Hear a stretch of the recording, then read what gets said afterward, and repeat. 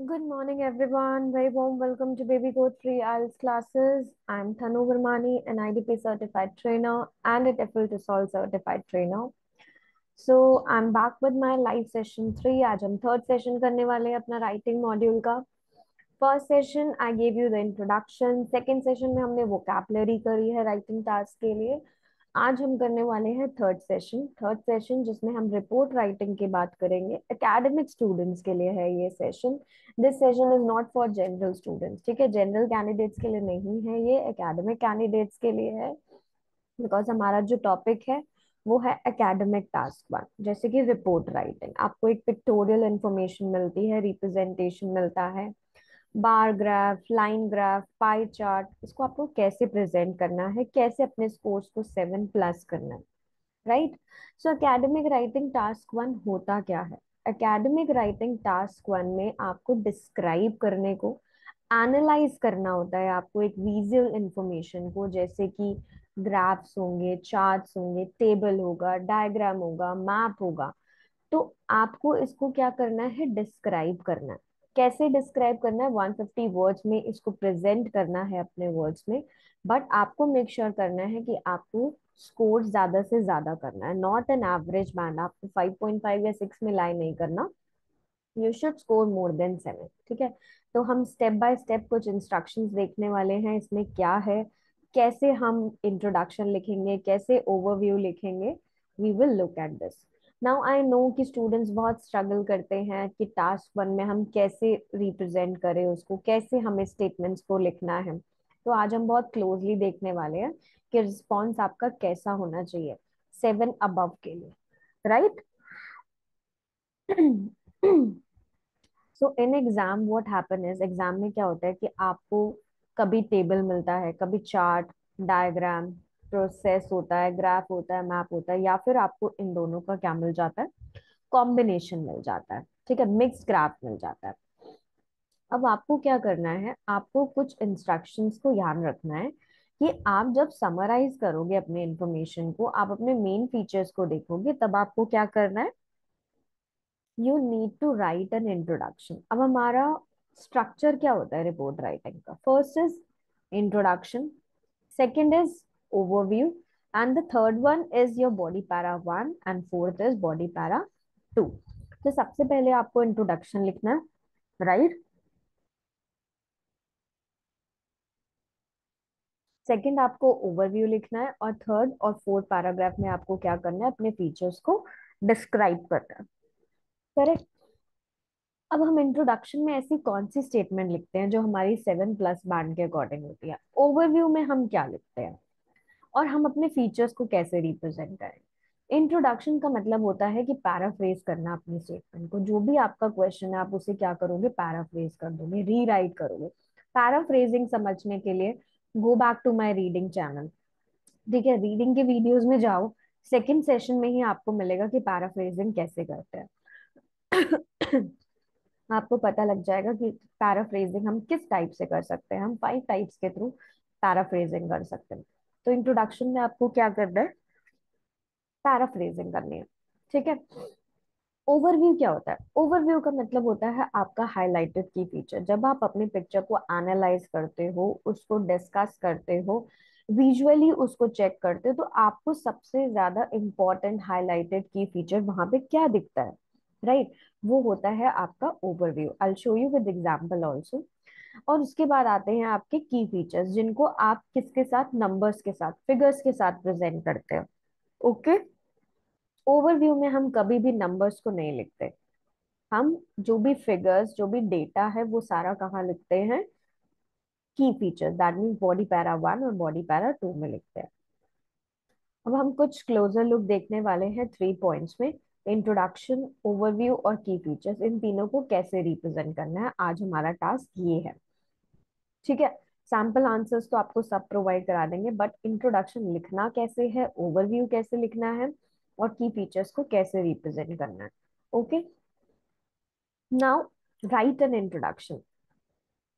अब इंट्रोडक्शन का मतलब क्या होता है? इंट्रोडक्शन का रीजन ये होता है कि you are going to write about, आप किस चीज के बारे में लिख रहे हो, आप ये एग्जामिनर को बता रहे हो.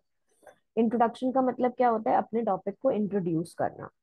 तो यू आर राइटिंग इंट्रोडक्शन किस लिए, बताने के लिए एग्जामिनर को कि आपका क्वेश्चन क्या है। तो वो बेसिकली क्या होना चाहिए, पैराफ्रेज होना चाहिए।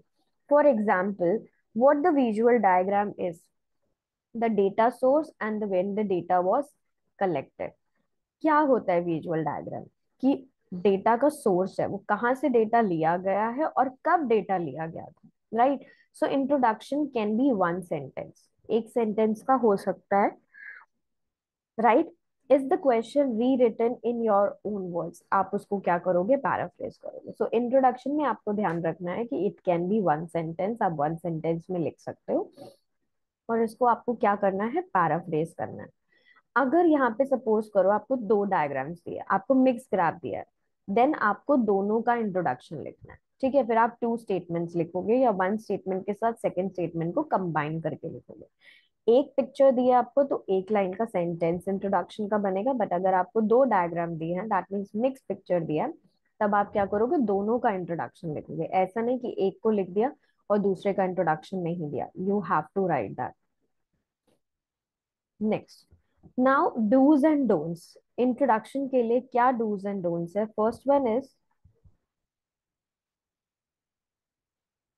Right a clear introduction to describe what you see. Clear introduction देना है आपको कि आपको क्या दिख रहा है यहाँ पे, ठीक है। जब आप अपनी पिक्चर को एनालाइज कर रहे हो, क्या आपको दिख रहा है। डोंट्स में देखो, present irrelevant information, example x axis, the y axis, the gray line represents female unemployment, the black triangle is male। ये irrelevant information नहीं लिखनी है आपको, नो। आपको एक क्लियर इंट्रोडक्शन लिखना है, irrelevant information को नहीं लिखना।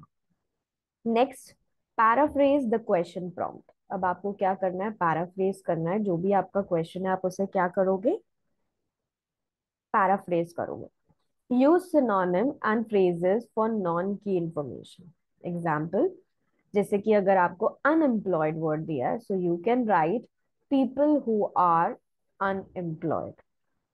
1970 टू 2000 आपको दिया है, तो आप उसके लिए क्या लिख सकते हो, ओवर 3 decades, फ्रॉम 1970 टू 2000। तो आप क्या कर रहे हो, पैराफ्रेज कर रहे हो अपने क्वेश्चन को, सिनोनिम्स को यूज कर रहे हो, फ्रेजेस को यूज कर रहे हो। जो भी आपकी नॉन की इंफॉर्मेशन है उसके लिए आपने क्या करा, सिनोनिम्स का यूज करा, पैराफ्रेजिंग करी, यहाँ पे डिफरेंट फ्रेजेस यूज करे। Copy the question word, copy the question prompt word for word. आप सीधा कॉपी नहीं करोगे अपने वर्ड्स को, okay. Example phrases from the question, question से कोई भी फ्रेज लेके आपको सीधा वो कॉपी नहीं करना word to word, you should paraphrase it. Use keywords in your introduction. Keywords का यूज करो अपने इंट्रोडक्शन में, जैसे कि डेट्स, टाइम, कंट्रीज और जेंडर। कोई भी कीवर्ड्स है तो आप उन्हें क्या करोगे, इंट्रोडक्शन में यूज करोगे। Change the keywords in the question to inaccurate synonym. अब इनएक्यूरेट सिनोनिम में नहीं करना है, जब भी आप कीवर्ड्स को चेंज कर रहे हो मेक श्योर वो क्या हो, एक्यूरेट हो। फॉर एग्जाम्पल, जैसे कि एग्जाम्पल देखो, unemployed females in Australia to employed girls, so ये इनकरेक्ट है। आपने सिनोनिम का यूज यहाँ पे गलत करा है, ये करेक्ट स्टेटमेंट नहीं है। सो आपको इनकरेक्ट नहीं सिनोनिम्स ऐड करने, आपको एक्यूरेट सिनोनिम्स ऐड करने, so please focus on the sentence formation also. Introduce all chart diagrams and tables। सारी चीजों को आपको इंट्रोड्यूस करना है, जो भी आपको दिया गया है, whether it's a graph, it's a chart, table और डायग्राम, आपको सबको क्या करना है, इंट्रोड्यूस करना है।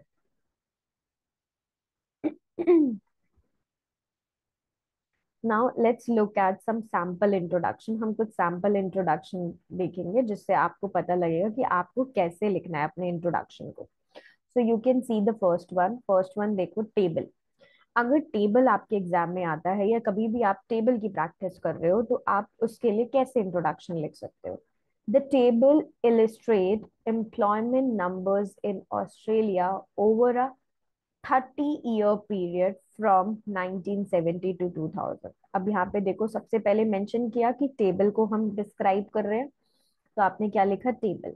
मैंने आपको कल बताया था कि आप अपना बिगिन कैसे कर सकते हो, इलिस्ट्रेट, डिमॉन्स्ट्रेट, रिप्रेजेंट, एल्यूसिडेट्स, तो आप इन सारे वर्ड्स का यूज कर सकते हो।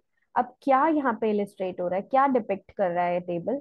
एम्प्लॉयमेंट नंबर, एम्प्लॉयमेंट के नंबर को डिपिक्ट कर रहा है, कहाँ पर? In Australia. और कितने टाइम पीरियड के लिए? 30 year, 1970 to 2000। So this is called a well response introduction, जब आपने क्या करा, अपनी सारी इंफॉर्मेशन को कन्वे करा इंट्रोडक्शन में। ठीक है, आपने पैराफ्रेज करा अपने क्वेश्चन को विद द करेक्ट सिनोनिम। अब अगर आपके पास चार्ट आता है, see the second one, chart compares the number of cars that were made in France, Germany, and Norway over a decade. Decade is for 10 years. कल हमने vocabulary करी थी, right? Decade कितने years के लिए होता है? For a span of 10 years, for a gap of 10 years, over a decade. So 2000 से 2010 is 10 years. So chart क्या compare कर रहा है? Number of cars जो कहाँ बनी है? फ्रांस में, जर्मनी में, नॉर्वे में। और कब के लिए? 2000 टू 2010। करेक्ट। अब डायग्राम, आपके पास प्रोसेस डायग्राम आता है, मैप डायग्राम आता है, या फ्लो चार्ट आता है। तो अगर आपके पास कोई भी डायग्राम आया है और वो कार पार्ट्स के लिए है, diagram show how car parts are assemble. सो कार के पार्ट्स को असेंबल किया जा रहा है। So what you will write, the diagram shows how car parts are assemble. Next is process, cycle shows. तो जो भी प्रोसेस उसका दिया है, जो भी साइकिल उसका दिया है, you will write that the cycle show how man made fibres are produced. अब अगर आपके पास मैप आया है, map illustrate changes in an English village over a century from 1950 to 2015। अब ओवर अ सेंचुरी की बात हो रही है, that means 100 years, so you will represent, आप यहाँ पे डिकेड नहीं लिख सकते, सेंचुरी की बात है तो आप सेंचुरी ही लिखोगे। Okay. Graph. The graph presents data from Ireland showing cinema attendance in major cities in 2016. अब आपने वन लाइन इंट्रोडक्शन में क्या लिखा, अपना पूरा डेटा दे दिया कि किस चीज का इंट्रोड्यूस कर रहे हो, बिकॉज इंट्रोडक्शन आपकी पहली स्टेटमेंट है जिससे एग्जामिनर को ये पता लगता है कि आप क्या लिखने वाले हो। तो इसका मतलब ये है कि आप क्या प्रेजेंट कर रहे हो, सिनेमा अटेंडेंस प्रेजेंट कर रहे हो, कहाँ की? आयरलैंड की। और कौन सी? उसकी मेजर सिटीज की इन 2016। अब अगर आपके पास सपोज टू पिक्चर्स आते हैं, टू डायग्राम्स आते हैं, टू चार्ट्स आते हैं, तो तब आप अपने इंट्रोडक्शन को कैसे लिखोगे?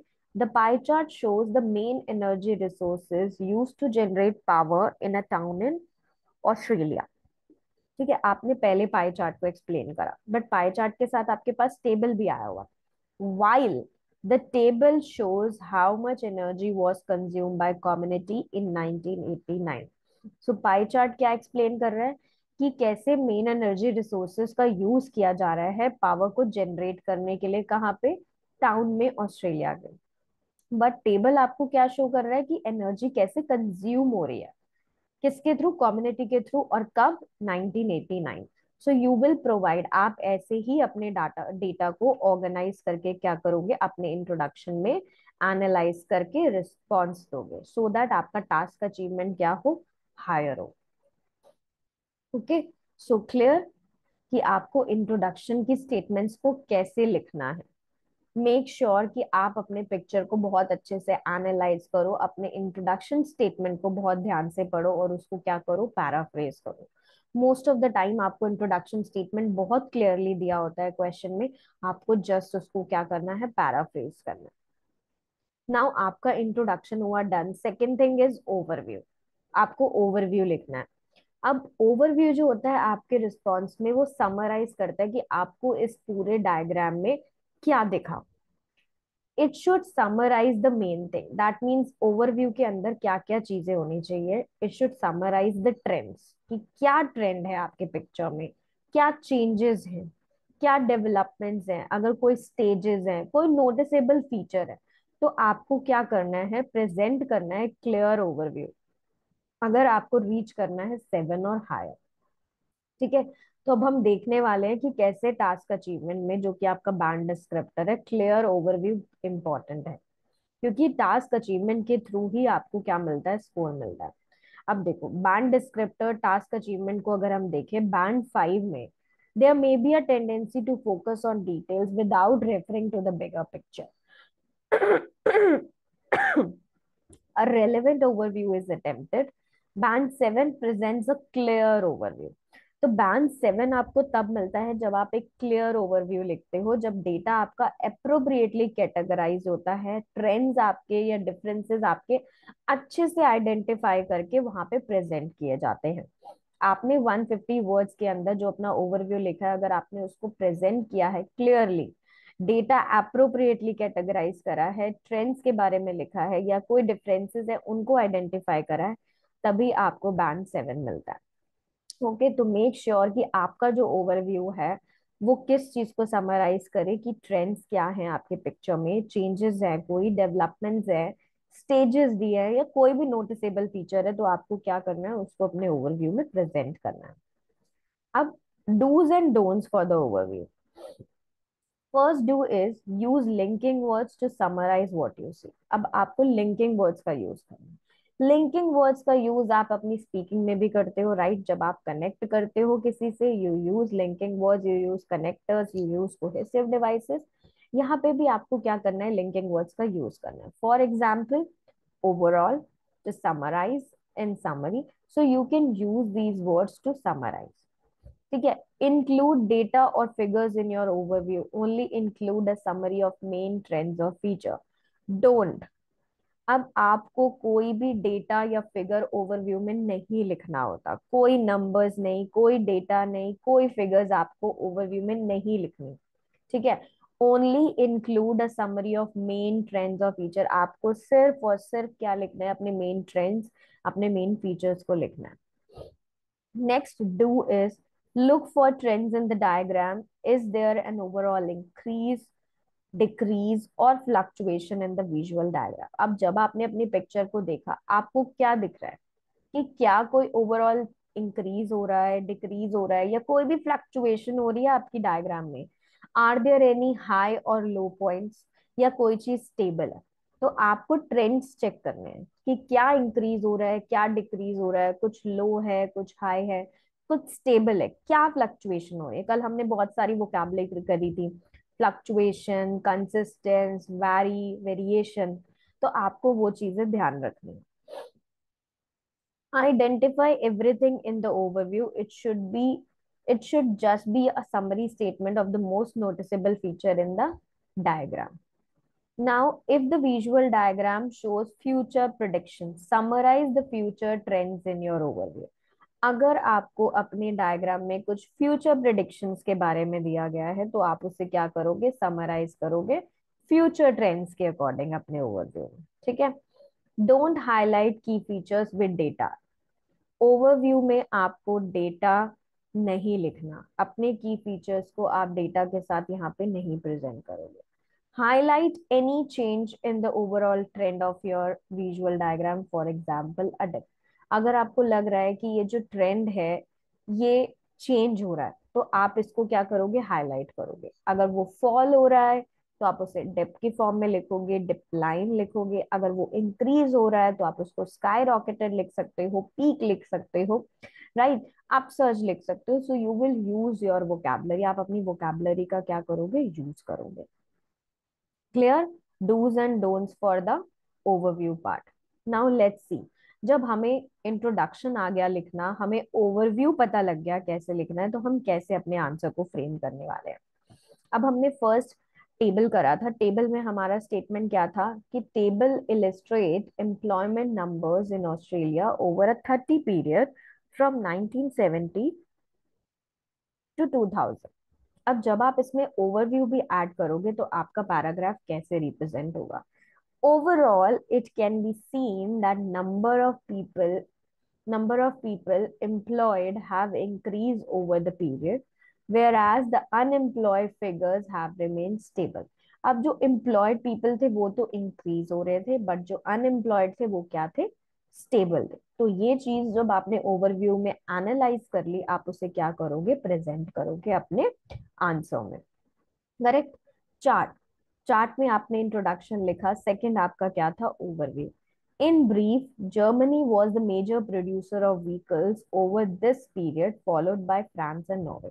So that means Germany ने क्या vehicles करी है, ज्यादा प्रोड्यूस करी है, और फ्रांस और नॉर्वे ने कम करी है। तो आपने इसको क्या करा, हाईलाइटेड की फीचर बना के यहाँ पे प्रेजेंट करा, that Germany was the major producer of vehicles over this period. This period, that means 2000 to 2010, followed by France and Norway. That means Germany यहाँ है, then France है, and then नॉर्वे है। सो आपने उस ओवरव्यू को क्या करा, रिप्रेजेंट करा।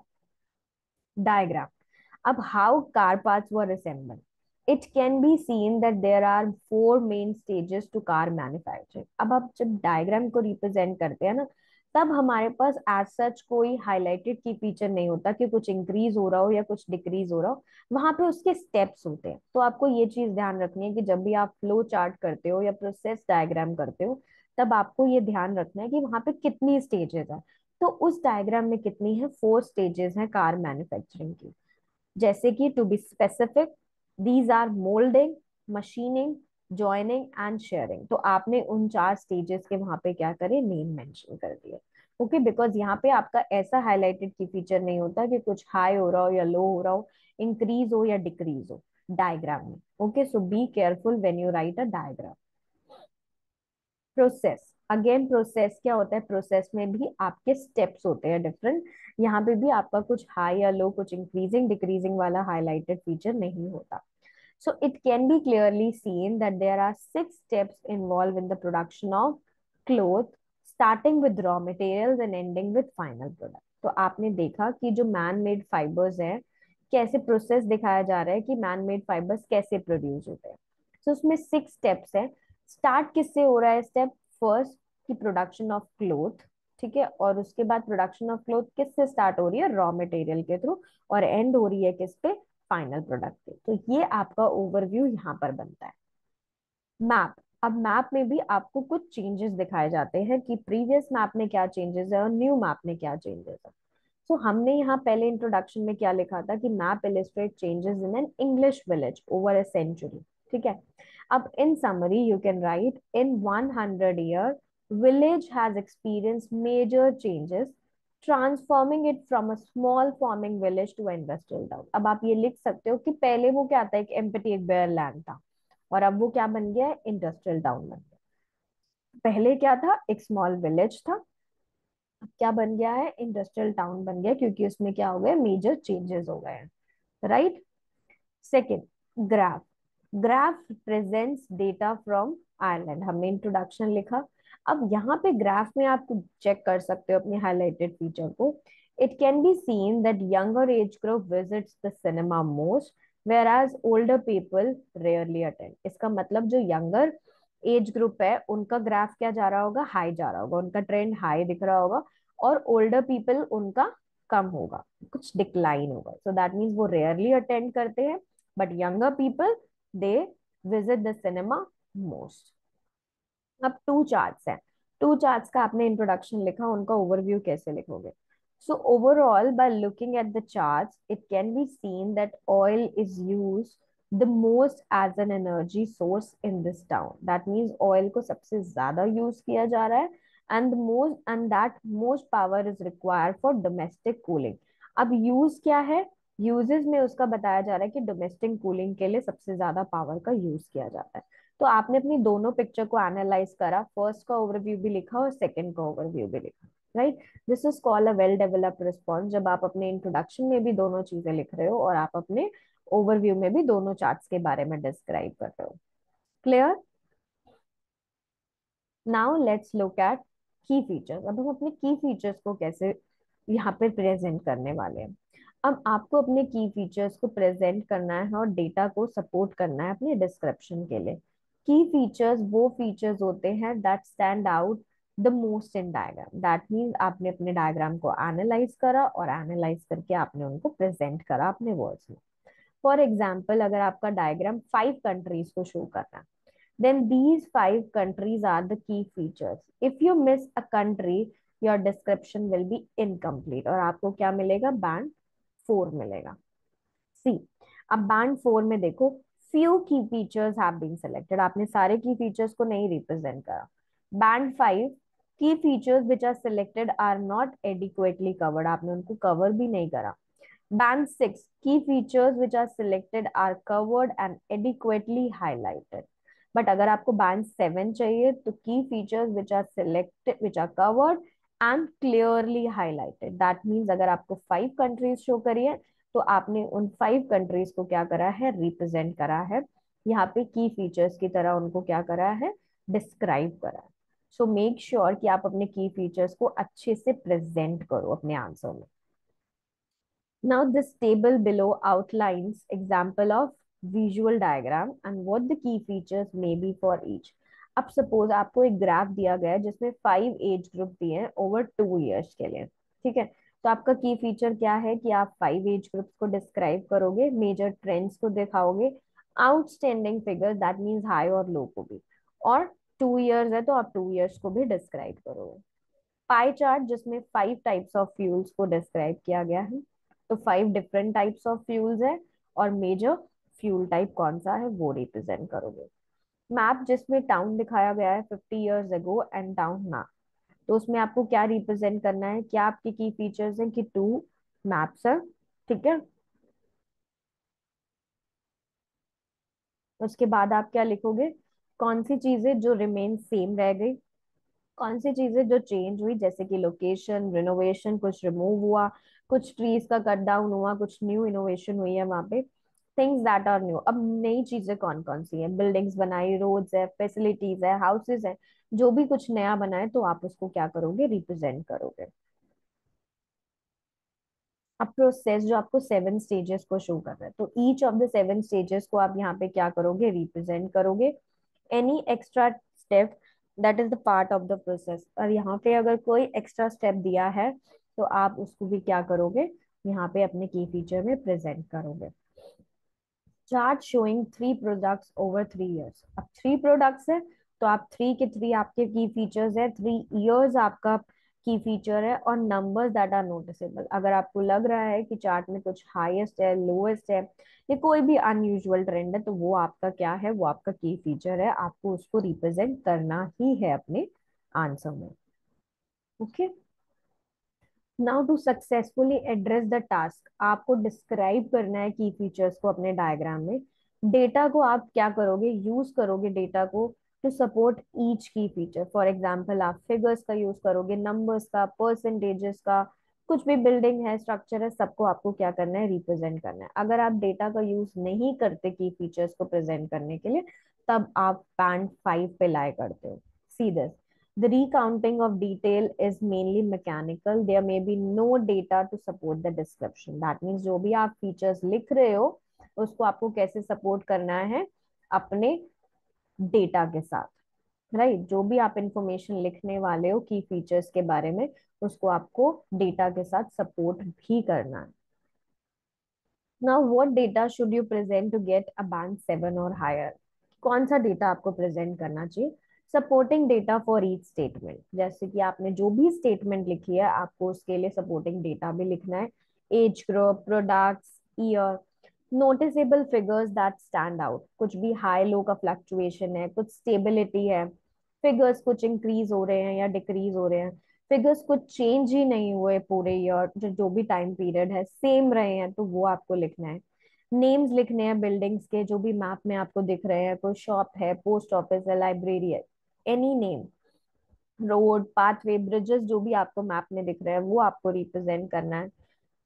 चीजें जो चेंज हुई हैं उसमें, लोकेशन हुआ है, कुछ रिनोवेशन हुआ है, कुछ न्यू चीजें ऐड हुई हैं, वो आपको लिखनी है। ईच स्टेज के बारे में लिखना है अपने प्रोसेस के, कोई नेक्स्ट स्टेप आपके प्रोसेस का हुआ है तो वो भी आपको मेंशन करना है। मटेरियल्स या इक्विपमेंट्स जो यूज हो रही है वो भी आपको क्या करना है, इसमें मेंशन करना है। नाउ डूज एंड डोंट्स, आपको प्रेजेंट करना है फिगर्स को given in the visual diagram. आप डेटा को मैकेनिकली से प्रेजेंट नहीं कर सकते। फॉर एग्जाम्पल कि इन 1992 it was 2%, 1993 it was 3%, and 1994 it was 6%, ऐसे नहीं लिखना। Present the correct number scale down on the visual diagram, अब आपको करेक्ट नंबर स्केल लिखना है। For example hundred, thousand, 10,000, 100,000, million, turns. अपने डेटा को प्रेजेंट करना है एक्यूरेटली। मेक श्योर कि आप वाई एक्सिस को बहुत अच्छे से रीड करो, जो भी डेटा वहां पे दिया है आप उसको लिखो। Right the correct number format when presenting figures from the visual diagram. Correct number format लिखो। 100 है, 1000 है, 10,000 है, 1 लाख है, जो भी नंबर है उसको करेक्टली लिखो। Use calculation to respond to the task. Example, average को कैलकुलेट करो, ऐड और सब्ट्रैक्ट करो। Remember to present the data as given.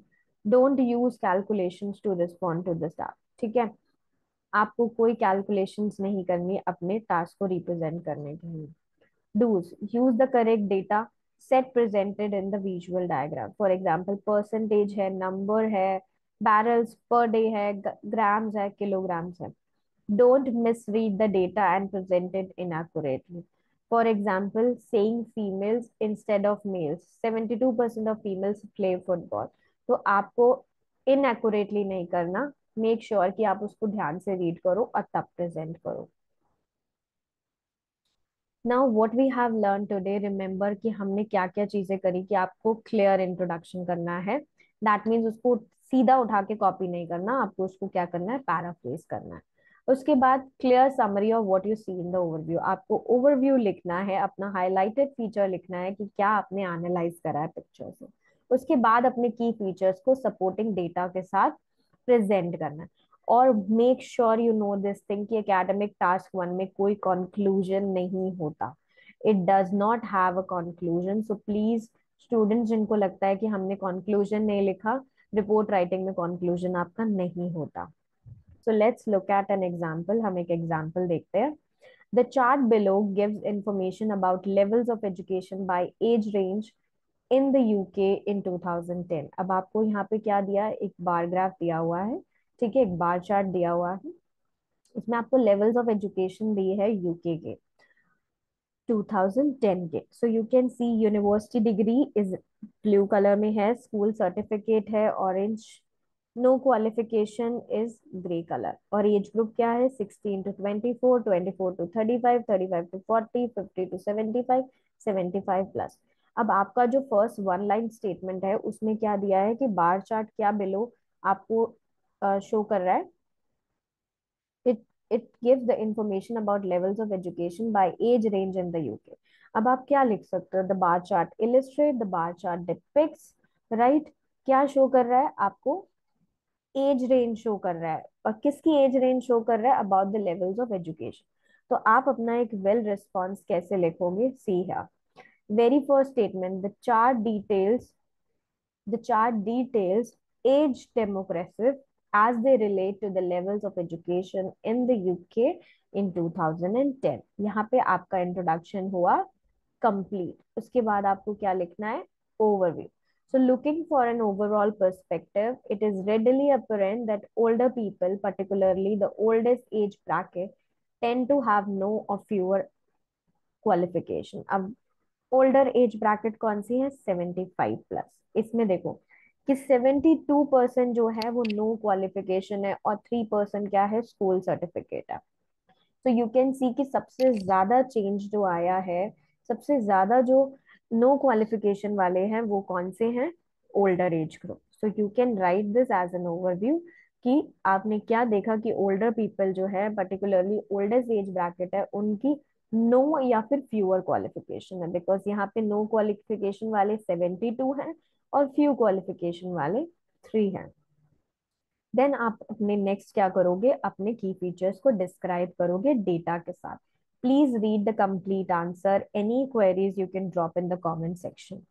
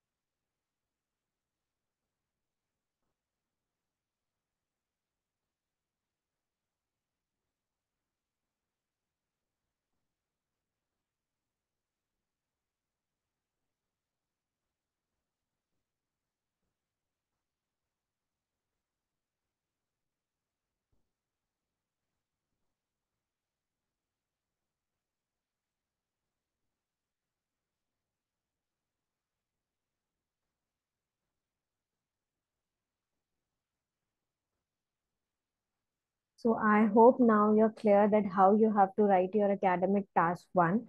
In the upcoming sessions, I'm going to come up with sample answers. You can see the sample answers, how we have to write clear introduction and overview and the body paragraph. That means the key features हम कैसे represent करने वाले हैं, कैसे लिखने वाले हैं.